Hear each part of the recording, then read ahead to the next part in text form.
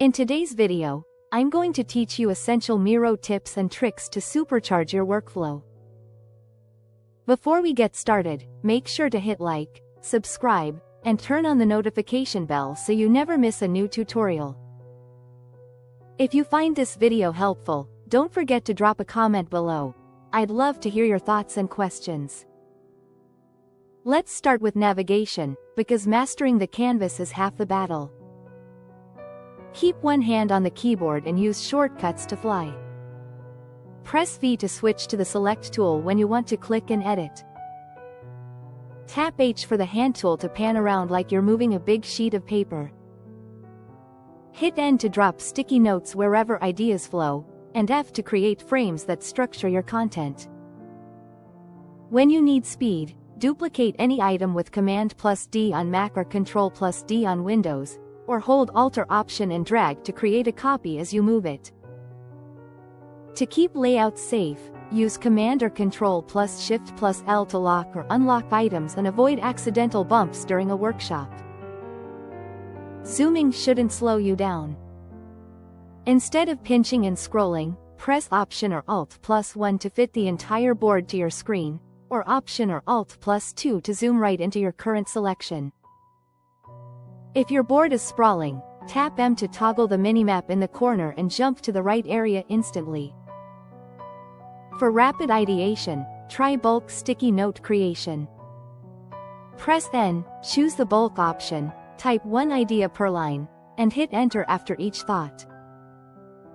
Miro turns them into individual stickies in one go, perfect for brainstorming. Now, let's organize the board. Frames are your backbone. Think of them like slides in a presentation. Use the Frames panel at the bottom right as a living table of contents to keep sessions flowing.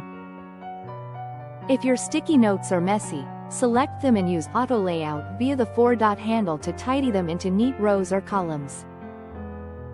Then protect your layout by locking backgrounds, titles, and templates with Protected Lock, so collaborators can participate without breaking structure. Keep your formatting consistent, use a simple color scheme, steady font sizes, and apply color intentionally. Light tones can signal raw ideas, bold colors can mark action items or decisions. When it's time to facilitate, lean on Miro's built-in tools. Start a timer to keep activities tight, and run anonymous voting sessions to prioritize quickly. If attention drifts, click your profile picture and choose Bring Everyone to Me to recenter the group on the exact spot you're discussing. Present directly in Miro's presentation mode instead of exporting. Participants can follow your cursor or explore on their own when appropriate. For async work, record a talk track walkthrough or leave precise feedback with comments. Just press C to drop a comment exactly where it's needed.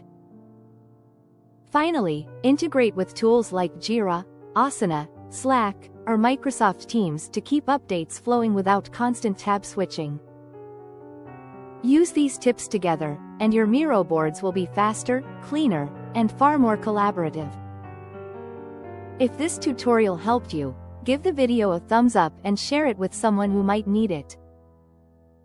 Don't forget to subscribe for more productivity tips and Notion tutorials. Thanks for watching, and I'll see you in the next one.